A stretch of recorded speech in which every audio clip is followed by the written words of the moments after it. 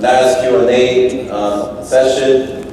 So we'd like to ask our panelists to come forward, inshallah ta'ala, as we set up for the panel session. So, alhamdulillah. Can I ask you something?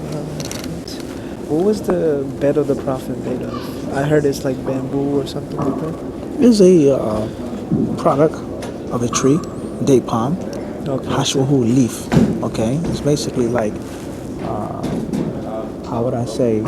I would say like as if dried corn stalks. Okay, when they dry with the leaves basically curl up or something like that. Approximately like this. So.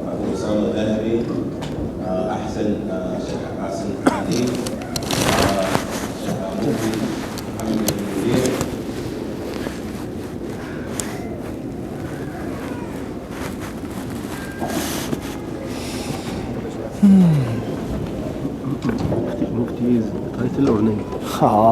عادية. Both. في مذاهب. القول الأول، القول الثاني. وما الراجح؟ ها؟ أسمع. Killer shoes, ما شاء الله. Killer shoes. بارك الله فيك. بارك الله.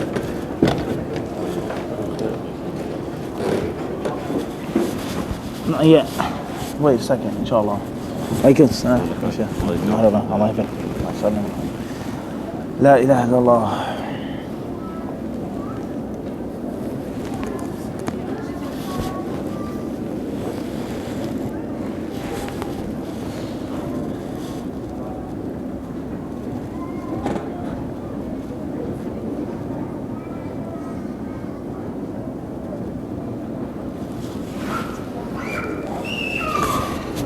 لا إله إلا الله ولا قوة إلا بالله.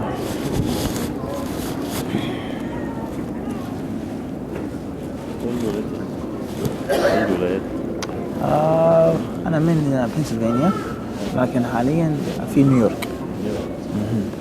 لكن أصلي من فيلادلفيا.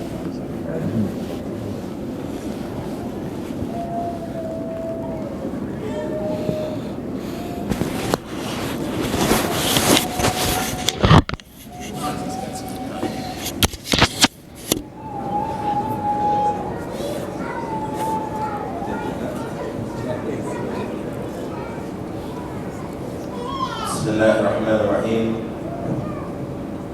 والحمد لله رب العالمين والصلاة والسلام على رسول الله الكريم.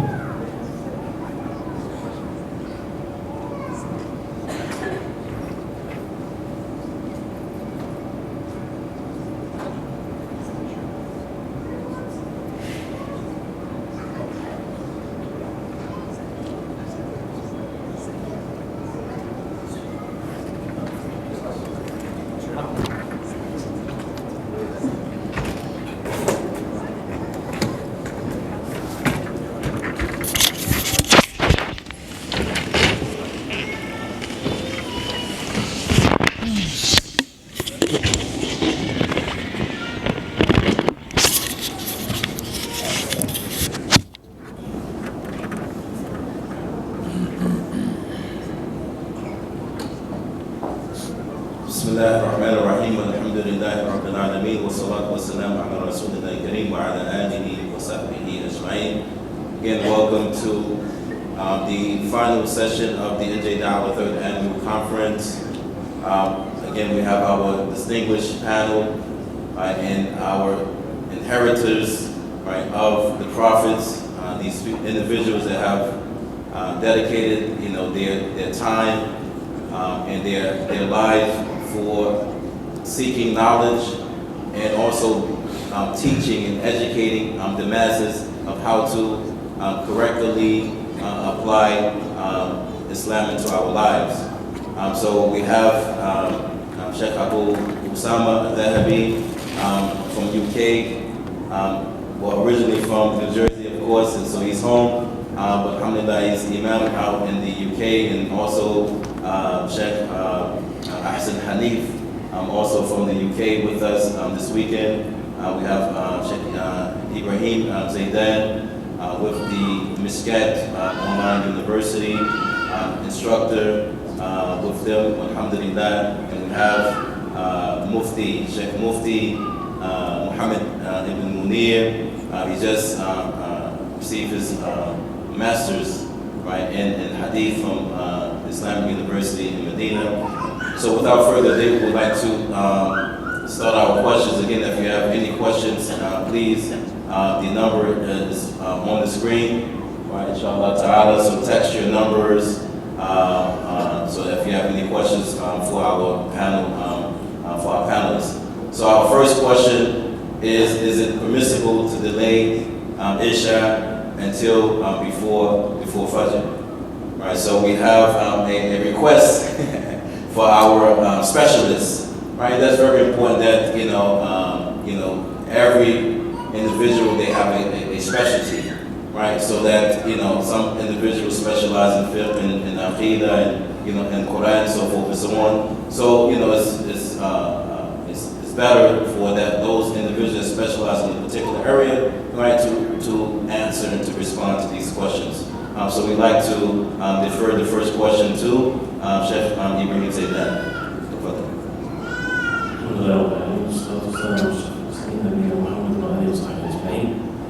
I'm not sure if that statement is correct. So may Allah subhanahu wa ta'ala forgive you and forgive us all, and don't make this hujjah against us. And it's, before I answer the question, sitting in such a panel and remembering the people of knowledge, the ulama, we need to really seek ilm from the ulama.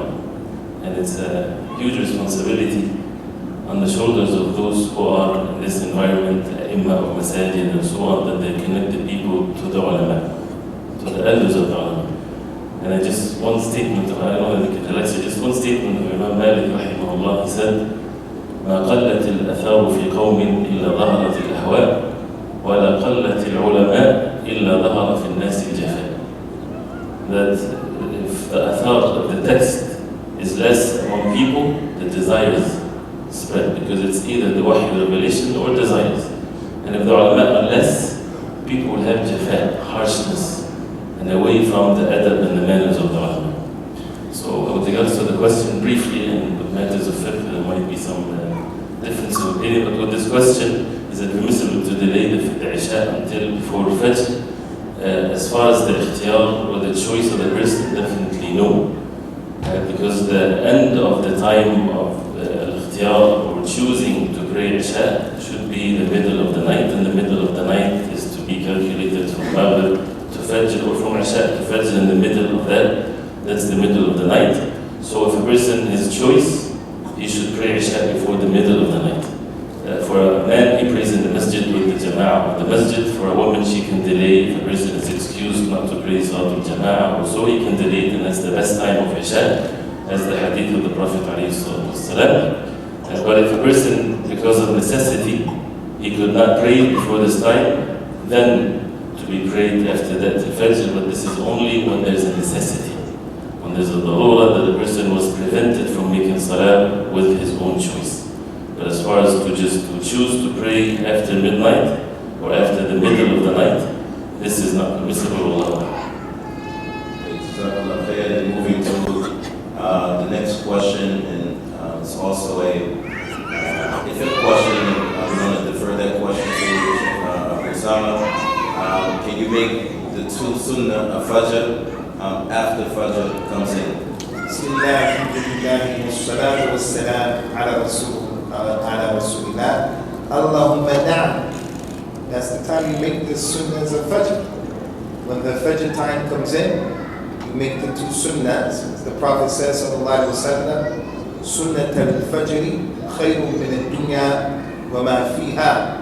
And he would play those two sunnah prayers only after the time of Fajr came in.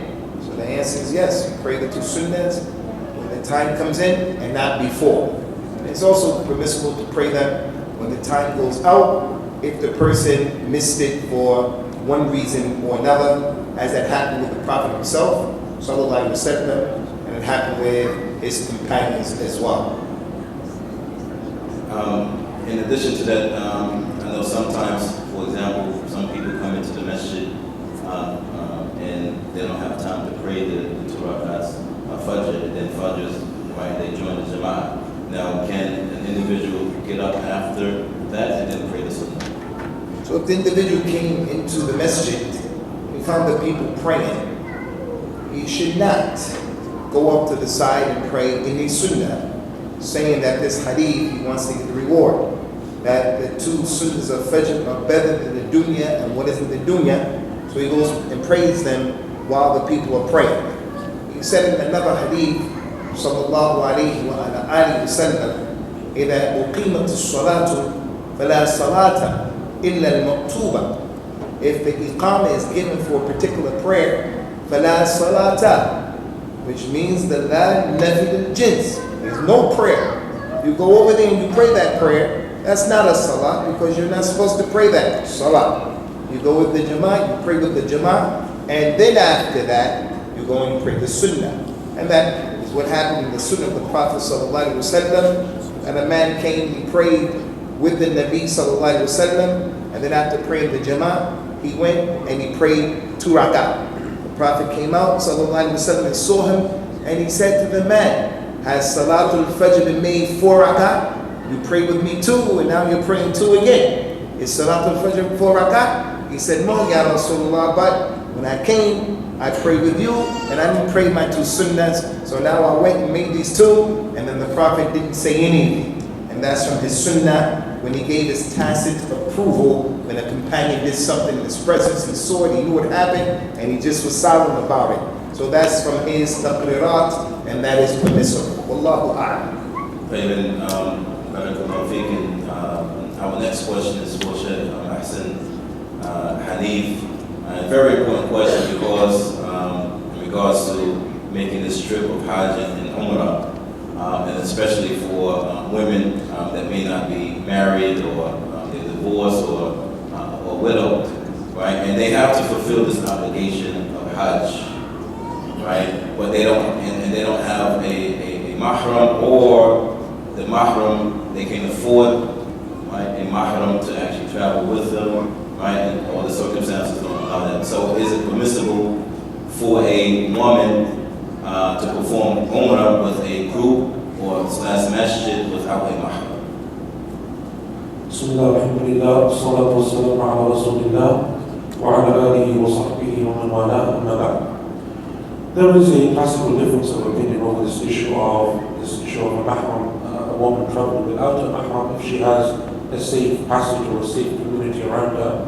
And that is a classical difference of opinion. The stronger opinion Allah Azza wa Jalla knows best is that you require a mahram. The deity requires a mahram. And that mahram would be from the male relatives, a father, husband, son of age, brother, so on and so forth. That is the stronger opinion amongst the scholars of Islam. And the woman who doesn't have such a mahram, then Umrah and Hajj are an obligation upon her. Because one of the conditions of Hajj and Umrah is to have istita'a, the ability, and from amongst the conditions of that ability is the mahram. And this isn't just from a religious point of view, but even from a practical point of view. Someone who's been fortunate to perform Hajj, many times I know that when you have a group of people, you have 100, 200, 300, 400 people under your care, it is difficult for an organizer or a group of organizers, 10, 15 people, to cater for so many other people. And so to expect that they would be able to look after a group of 400 people, for example, if the sister becomes sick, she's elderly, she requires medical treatment, something happens on the way on the journey, then it's impractical to expect such a group of men who are foreigners to her to be able to aid her, especially in that environment of Hajj, especially when there are millions of people and all of their resources are being stretched to their maximum limit. Allah Azza wa Jalla knows best. Jazakumullah khair. In addition to that, now we know that in reality, a lot of women do make this journey, right? So what is the ruling for a woman that actually makes that journey without a mahram? I think if sisters have taken a fatwa from the local sheikh, the local imam, and that imam gave them the fatwa that it's allowed, they did their duty. And inshallah ta'ala, Allah subhanahu wa ta'ala is Ghafur Rahim. You asked me for my personal view, that's my personal view. Obviously, when a person asks someone, another shaykh, and they give them that point of view, and they accept that point of view, and they take it, then inshallah, that's something which they do. David, Jazakallah khair, Nathan. Next question is directed to Sheikh Mufti Muhammad Munir in regards to dealing with other Muslims that may have different theological beliefs, differences in how they practice or understand issues of aqidah, of creed.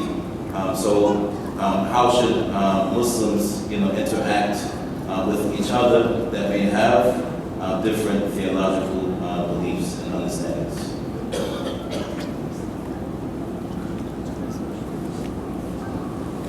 Bismillah, alhamdulillah, salatu wassalam, ala rasulillah, amma ba'd.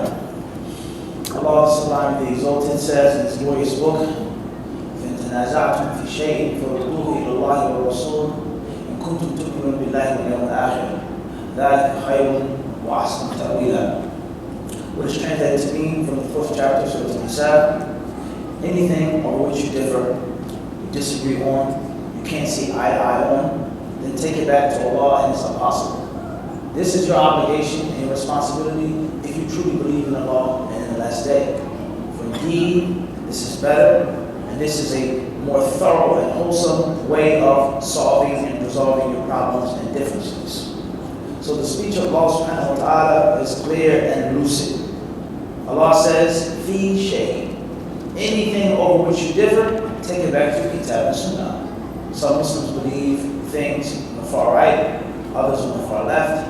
Some Muslims may say there is no pre-decree, no divine preordainment. And they may not be Muslims, but they say they're Muslims. Some say, Allah has no attributes. Some say Allah has attributes. Some say Allah is above all His creation. Others may say, Allah is in no place.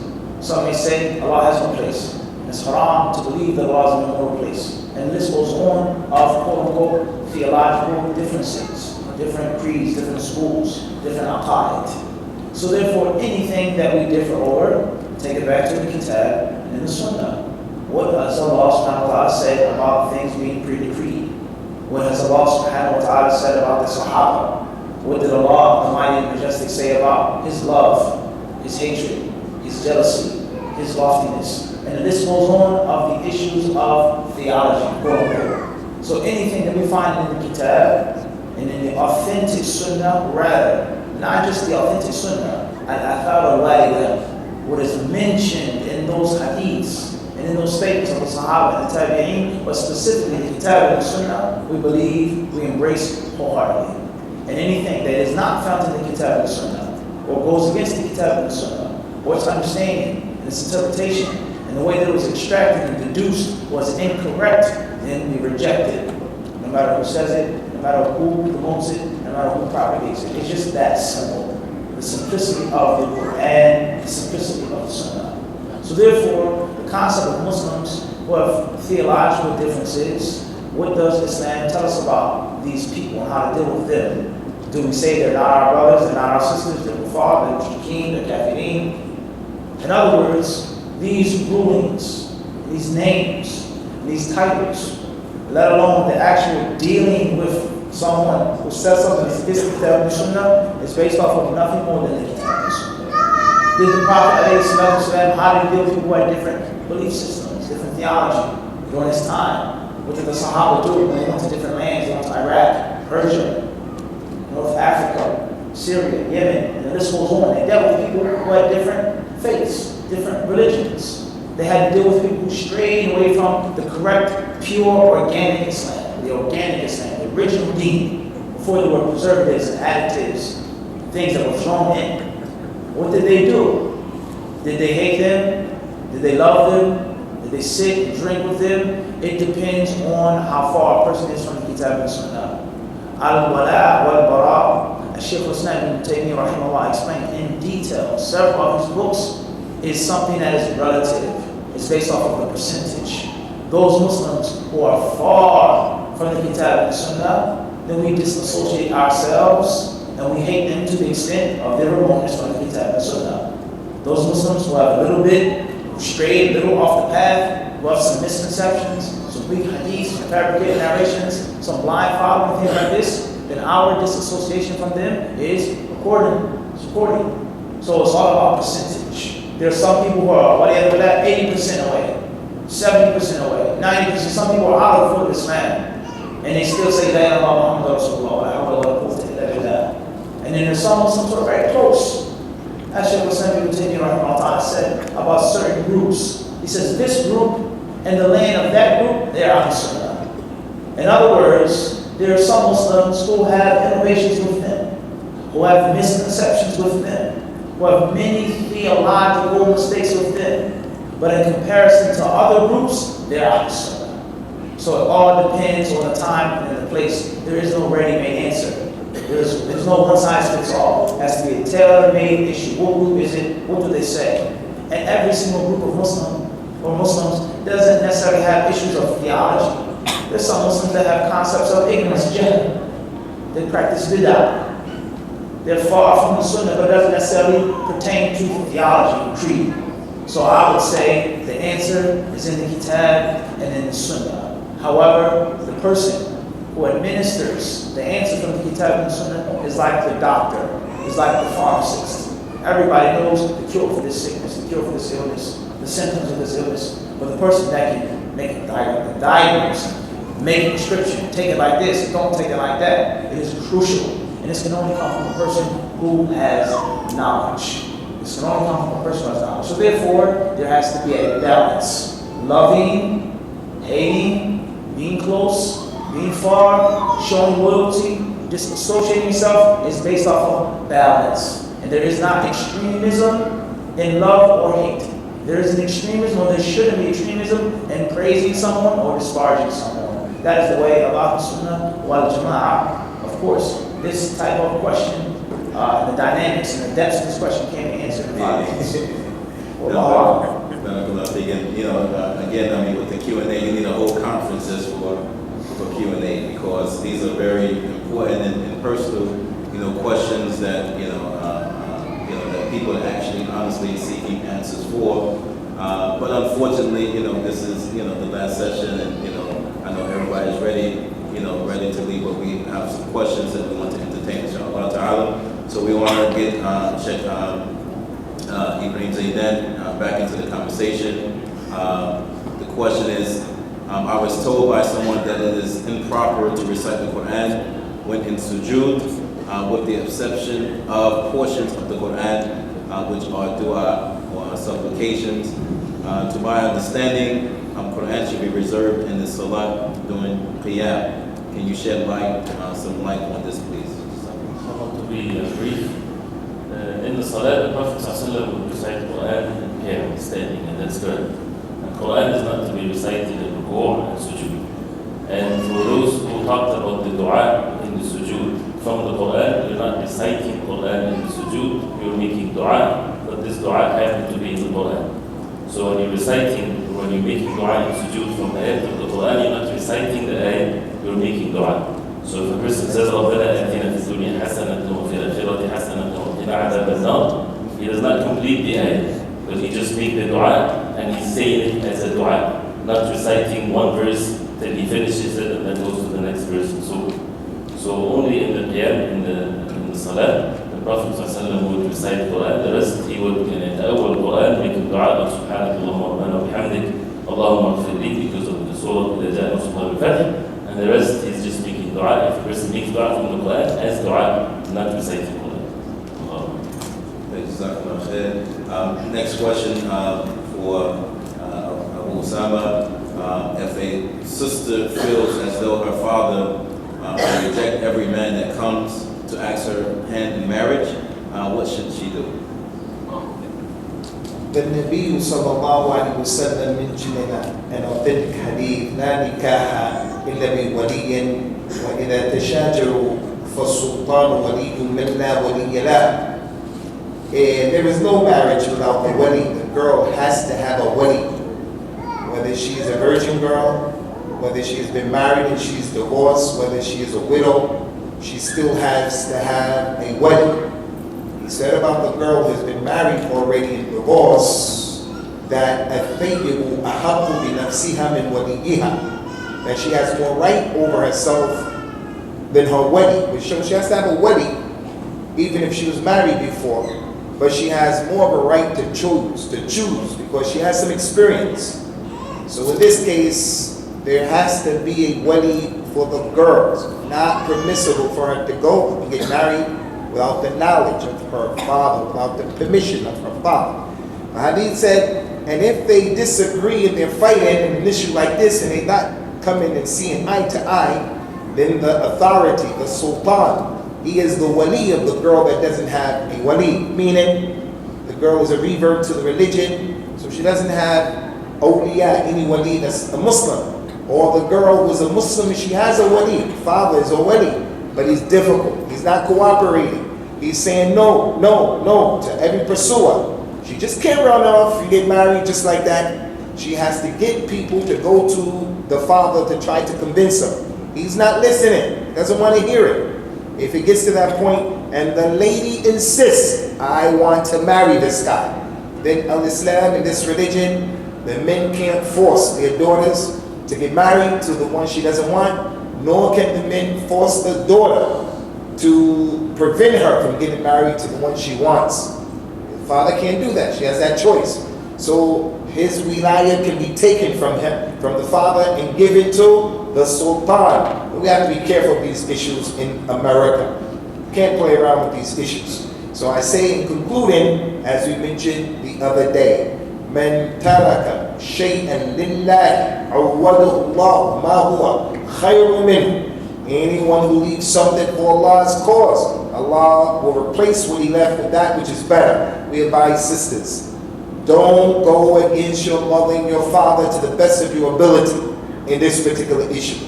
Try your best to convince your dad. He doesn't want to get the program. Then be patient till you can find someone that is agreeable to all of you. But if the father is seriously, extremely difficult, extremely, and there's an opportunity that presents itself, she has the right to marry that man through the sultan, the leader, the imam of the masjid, and so forth and so on. And my Lord is a'la and a'la.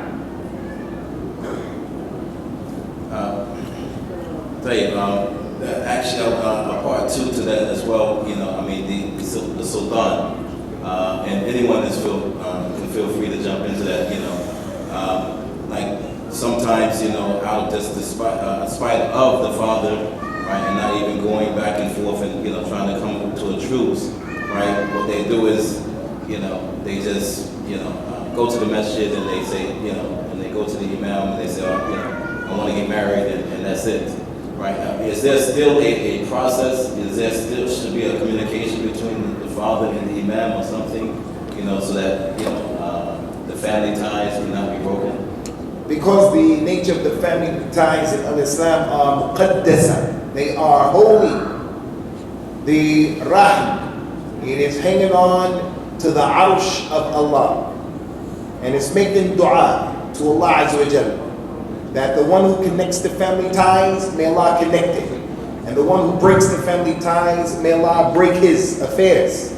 So every person up here, I'm sure, as an imam, if a lady comes to him and says, I want a khula for my husband, he's not going to say to her, okay, I give you the khula. He has to talk to that man and hear what's going on. And he may hear the whole situation, and he tries to convince the girl, stay. And he may hear the situation, he says, yes, she should get a khula because this is broken down. Same thing with this issue. Every person up here, if the girl came to him and said, let me get married, but my father doesn't want me to get married to this guy, he's going to say, let me talk to your father. He's trying to convince the father, what's your point of view? If the father doesn't want to marry a boy, a guy who's a good guy, he's going to try to convince him. And the father is not budging. He's going to try to convince that girl, hey, hold on to the relationship of your father, because blood is thicker than water. If you marry that man and it doesn't work out, you lose your family as a result of that. So she has the right, but she has to take it easy in these types of issues, and don't be in haste and don't be in a rush. Next question that's posted, Sheikh Hassan involved, inshallah. The mark of a man's forehead that will shine on the day of judgment from salah. Is there a female equivalent of this? I heard women get a mark on their ankles. If they get a mark on their ankles, that it will shine. Bismillah ar-Rahman ar-Rahim. So these hadith that are similar to it, like the hadith that is mentioned, where the Prophet ﷺ spoke about some of the people who will be in hellfire. One of the ways that they will be recognized when they are removed is from the sign of prostration that they will have on their foreheads. Another similar hadith, like the hadith of Abu Hurairah radiallahu anhu, al-Bukhari, al-Muslim, hadith of wudu. That whosoever makes wudu, they will be ghurran muhajjalin yawm al-qiyamah. Light will be shining from their shins, from their elbows, from their forearms on the day of judgment because of the wudu that they used to make.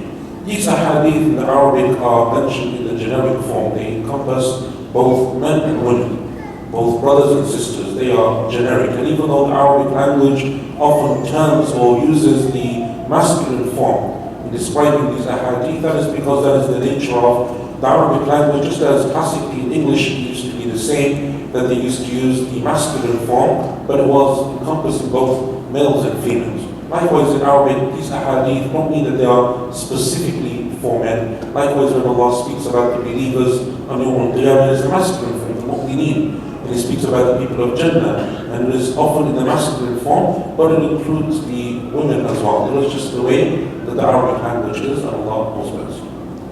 Jazakallah khair. Next question, Shaykh Ibrahim or Shafi, and witr prayers that are fought. The word safr and witr. There is a witr prayer. The word safr, as it's mentioned in the Quran, does not refer to the 2 rak'ah before the 1 rak'ah of witr, as the ulama they say, and as in the books of tafsir. So safr means even, and if it refers to the 3 rak'ah of witr, so that we say it's correct, which is the norm of the Prophet sallallahu alaihi wasallam, the witr prayer, whether it's done 3 or 1 or 5 or 7. This is not fard, according to the majority of the ulama, and there are many hadith to support that. So it's not fard, but definitely to leave the witr prayer, to leave it, this is a bad sign.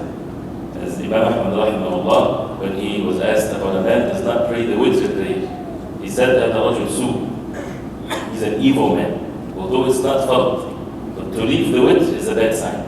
Because at least if a person is extremely tired, lazy, at least pray 1 rak'ah. And the norm of the Prophet ﷺ was 3 rak'ah. So something never to be missed, whether a person is traveling or not traveling, but it's not in the category of a fard according to the majority of the ulama. Allahu A'lam. Next question, Muhammad Mudir. Prophet Musa told Prophet Muhammad about the 5 salawat. Was Prophet Musa in